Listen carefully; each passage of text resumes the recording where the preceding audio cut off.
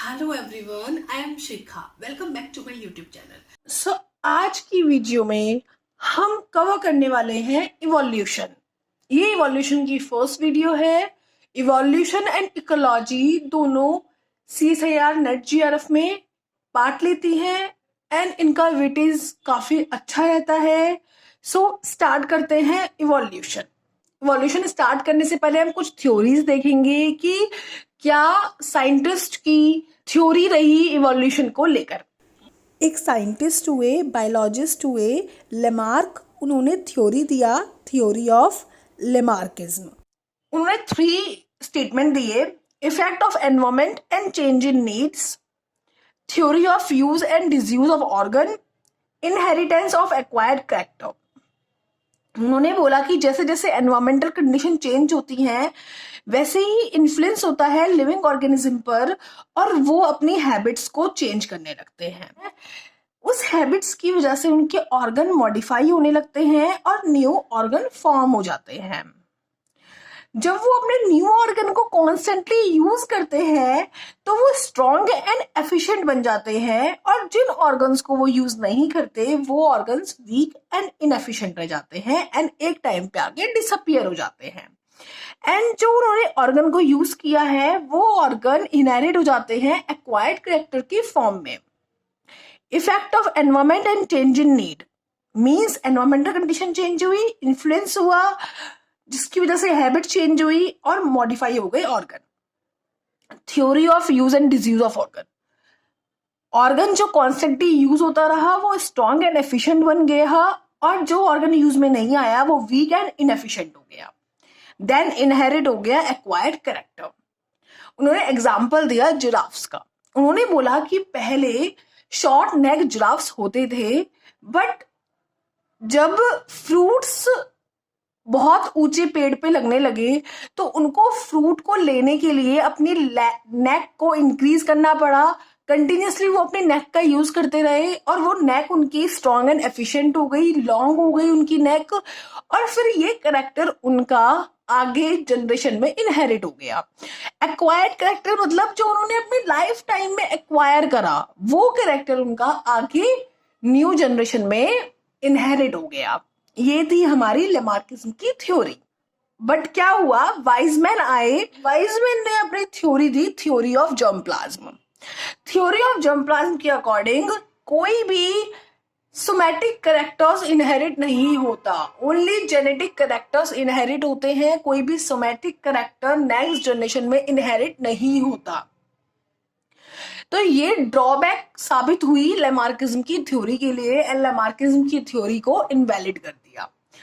Because Wiseman ने बोला कि कोई भी सोमैटिक कैरेक्टर इनहेरिट नहीं होता, और लेमार्किज्म ने बोला था कि जो भी उन्होंने लाइफ टाइम में एक्वायर करा, जो भी उन्होंने लाइफ टाइम में कैरेक्टर एक्वायर करा वो इनहेरिट हो गया और न्यू जनरेशन में चला गया। तो ये दो बातें आपस में कॉन्ट्राडिक्ट थी, दैट्स वाई लेमार्किज्म की थ्योरी को इनवैलिड किया गया। देन 1859 में डार्विनिज्म आए। डार्विन ने हमारी theory the, theory of natural selection. उनकी थ्योरी के अकॉर्डिंग कोई भी ऑर्गेनिज्म है वो ओवर प्रोडक्शन करता है, एनॉर्मस फर्टिलिटी करता है और अपने रेट को इंक्रीज करता है, अपने रिप्रोडक्शन रेट को इंक्रीज करता है, अपनी पॉपुलेशन को इंक्रीज करता है। ये हर एक ऑर्गेनिज्म की टेंडेंसी होती है, जिसकी वजह से बहुत ज्यादा स्ट्रगल होने लगता है एग्जिस्टेंस के लिए। Intra specific struggle, inter specific struggle, competition food के लिए, कंपटीशन एनवायरमेंट से, तो बहुत ज्यादा स्ट्रगल होने लगता है, कंपटीशन आ जाता है, जिसकी वजह से कुछ चेंजेस भी आते हैं, उनमें वेरिएशंस भी आते हैं एंड एक टाइम में सर्वाइवल ऑफ फिटेस्ट अप्लाई होता है। Survival of fittest is natural selection, means nature select करती है ऑर्गेनिज्म को, और जिस ऑर्गेनिज्म को सिलेक्ट करती है वही ऑर्गेनिज्म रहता है, उसी स्पीसीज का ओरिजिन हो जाता है, वही स्पीसीज आगे जाती है जिसको नेचर सेलेक्ट करती है। उनके अकॉर्डिंग जिराफ थ्योरी ये थी कि बहुत स्मॉल अमाउंट में लॉन्ग नेक जिराफ थे। लॉन्ग नेक जिराफ बहुत स्मॉल अमाउंट में थे, अराउंड इफ 1% हमारे लॉन्ग नेक जिराफ 1% है तो लार्ज अमाउंट में हमारे स्मॉल नेक जिराफ थे 99%। बट क्या हुआ, जब फूड के लिए स्ट्रगल होने लगा तो लॉन्ग नेक जिराफ जो थे उन्होंने अपना फूड ले लिया बहुत इजीली। बट जो स्मॉल नेक जिराफ थे वो अपना फूड नहीं ले पाए, क्योंकि फूड बहुत ज्यादा ऊंचाई पे था, वो फूड नहीं ले पाए। इट मीन्स वो धीरे धीरे करके उनका नंबर डिक्रीज होता चला गया और एक टाइम पे 0 हो गया। और लॉन्ग नेक जिराफ जो थे वो प्रोडक्शन करते रहे और एक टाइम पे सिर्फ लॉन्ग नेक जिराफ बचे। तो डार्विन के according existence long neck giraffe की और शॉर्ट नेक जिराफ की पहले से थी, बट जिसको नेचर ने सिलेक्ट किया, जो फिटेस्ट था उसको नेचर ने सिलेक्ट किया और उसी स्पीसीज का आगे ओरिजिन होता चला गया और वही स्पीसीज आगे आई। चाहे वो स्पीसीज पहले कम थी बट नेचर ने उसको सिलेक्ट किया, इसलिए उसका रिप्रोडक्शन हुआ और वो एक लार्ज अमाउंट में हो गई। ये थी हमारी डार्विनिज्म की थ्योरी। डार्विन के अकॉर्डिंग नेचुरल सिलेक्शन होता है, जिसको नेचर सिलेक्ट करती है सिर्फ वही आगे सरवाइव करता है, जिसको नेचर सिलेक्ट नहीं करती वो सरवाइव नहीं करता। नेचुरल सिलेक्शन बहुत नॉन रैंडम प्रोसेस है, एकदम से नहीं हो जाता। धीरे धीरे करके स्मॉल नेक जिराफ कम होने लगे और लॉन्ग नेक जिराफ बढ़ने लगे। ये एक नॉन रैंडम प्रोसेस है। डार्विन ने एग्जाम्पल दिया इंडस्ट्रियल मेलेनिज्म का। उन्होंने बोला कि एक स्प्रे होता है बिस्टन बेटुलेरिया।